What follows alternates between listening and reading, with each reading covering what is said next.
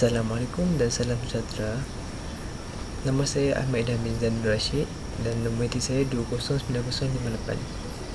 Pada hari ini, kumpulan kami akan membentangkan tajuk falsafah dalam pendidikan Al-Farabi. Al-Farabi merupakan salah seorang tokoh Muslim yang meletakkan dasar-dasar falsafah Islam secara sistematik dan lebih terperinci bagi memudahkan fahaman untuk setiap orang.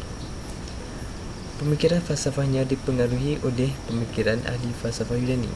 Al-Farabi sangat menonjol dalam ilmu mantik atau lebih dikenali sebagai ilmu logika yang menjadi asas kepada semua cabang ilmu. Beliau juga merupakan ahli falsafah tersohor selain daripada Aristotle dan Neoplatonisme. Beliau juga gigih dalam bidang penulisan dan dikatakan telah menulis sekitar 100 karya ilmiah yang merangkumi pelbagai tema. Antara karya yang terkenal adalah kitab Fi Mabadi' Ara Al-Madinah Al-Fadilah yang menjelaskan tentang teori kemasyarakatan dan kenegaraan. Baiklah, seterusnya kita akan mendengar mengenai biodata Al-Farabi. Sekian sahaja.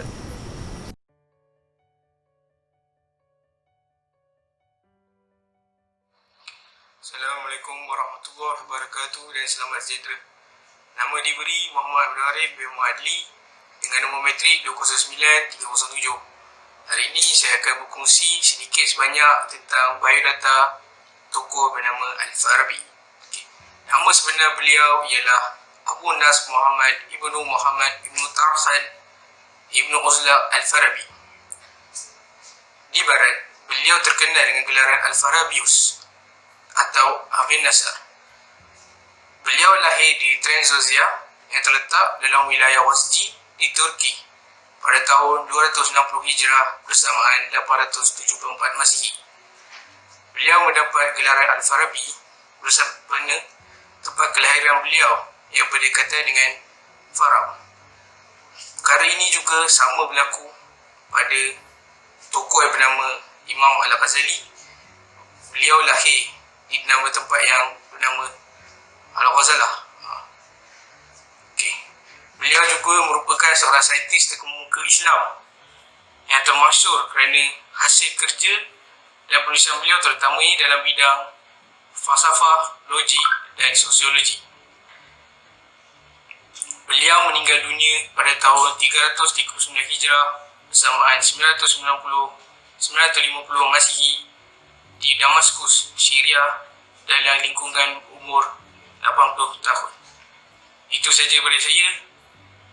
Semoga bermanfaat. Sekian, terima kasih.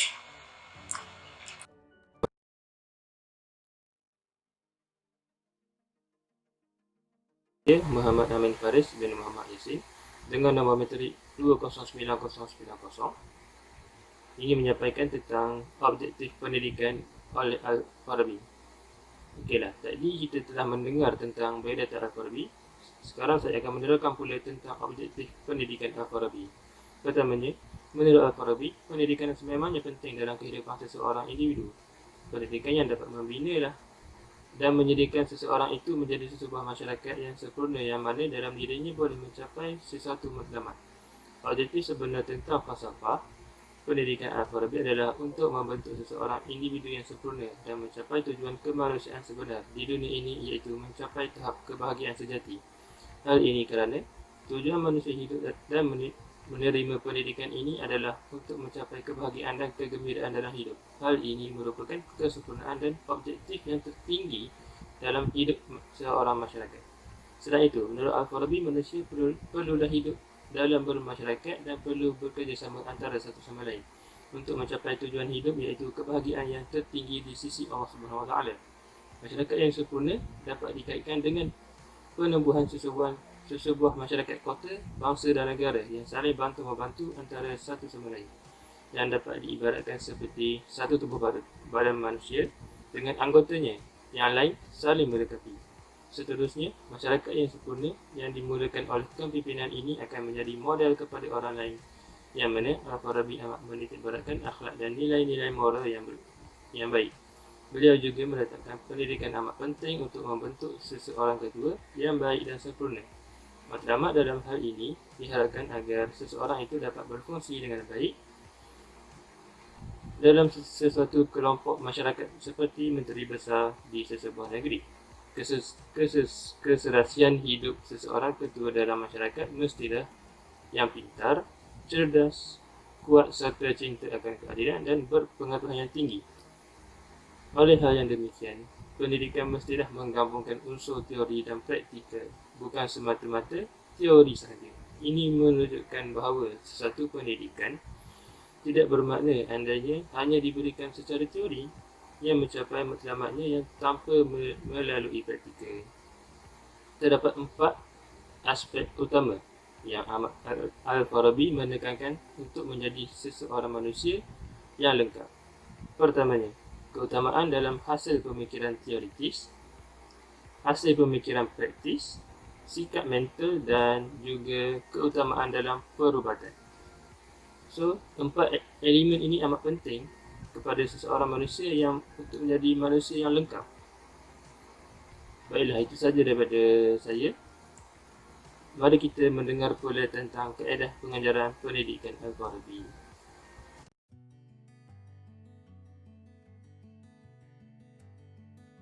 Assalamualaikum warahmatullahi wabarakatuh. Nama saya Muhammad Amir Adli bin Zulkifli.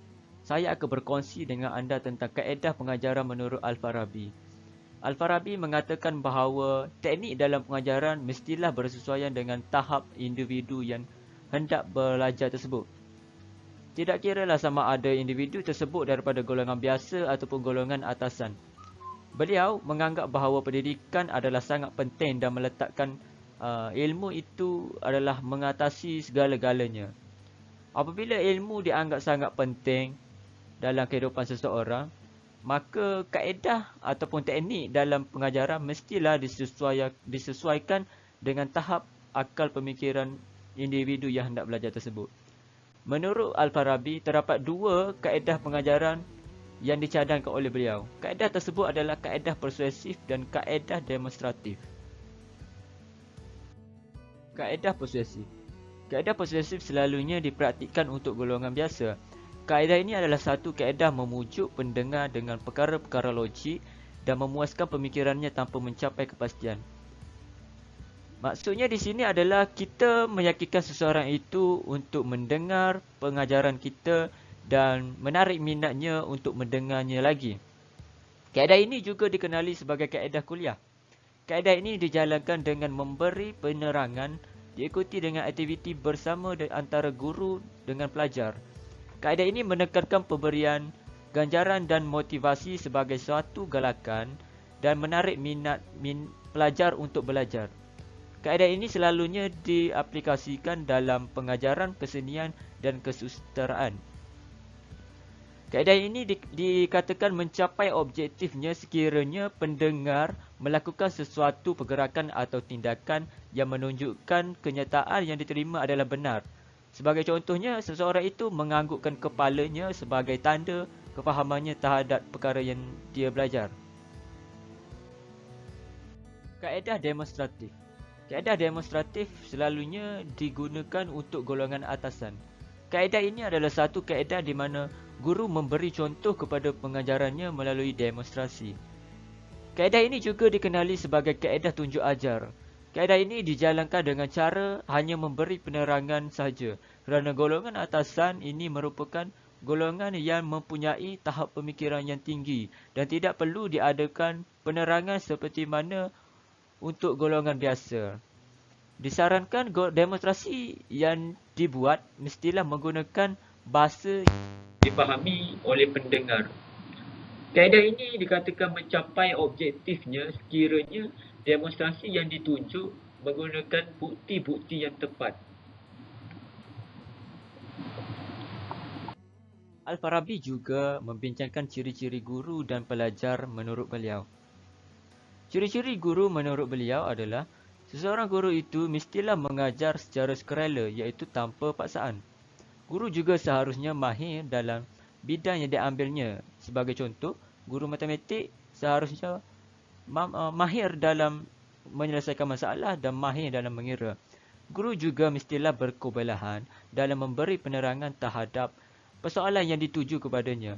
Guru juga seharusnya mampu membidas dan memperbetulkan perkara yang terpesong. Ciri-ciri pelajar menurut beliau.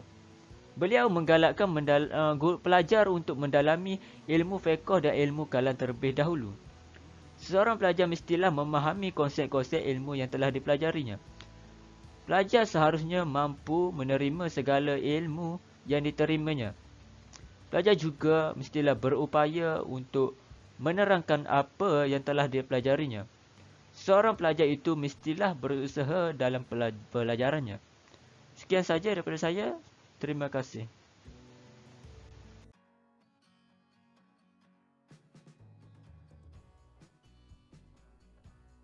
Assalamualaikum warahmatullahi wabarakatuh. Nama saya Siti Balkis binti Muhammad Ridwan.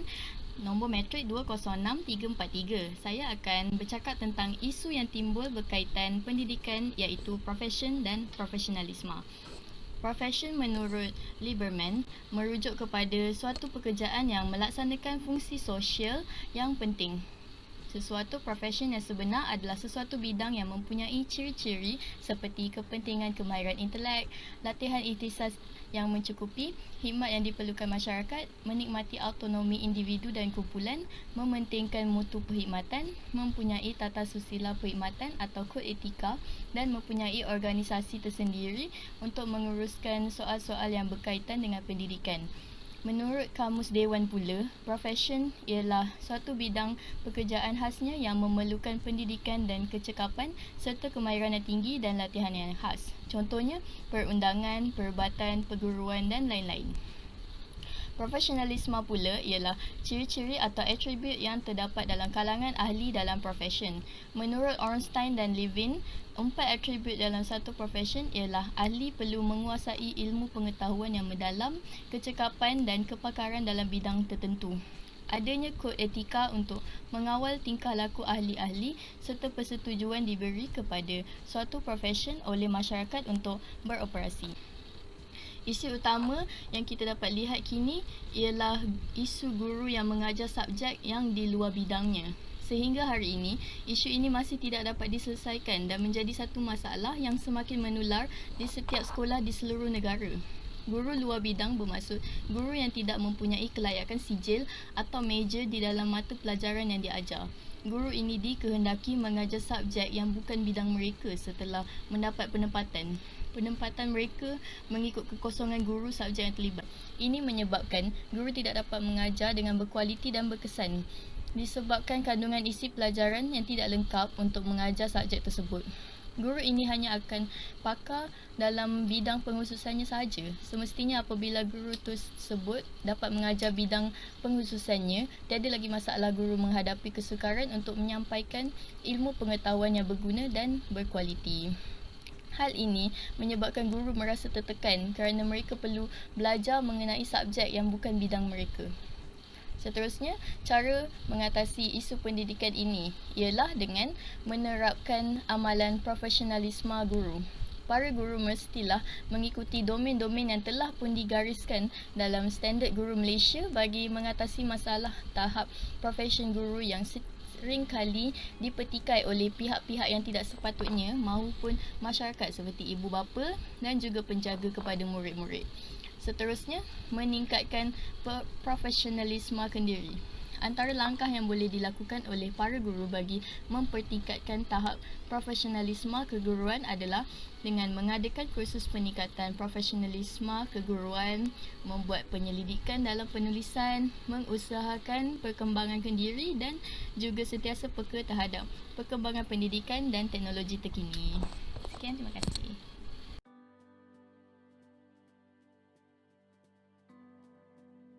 Hingga kini, kaedah pengajaran dan pembelajaran yang diamalkan Toka Al-Farabi ini digunapakarkan di mana-mana sahaja, terutamanya di negara-negara yang penduduknya majoriti Islam serta negara-negara yang terpengaruh dengan budaya Arab, sebagai contoh Arab Saudi, Bosnia, India, Eropah dan Malaysia.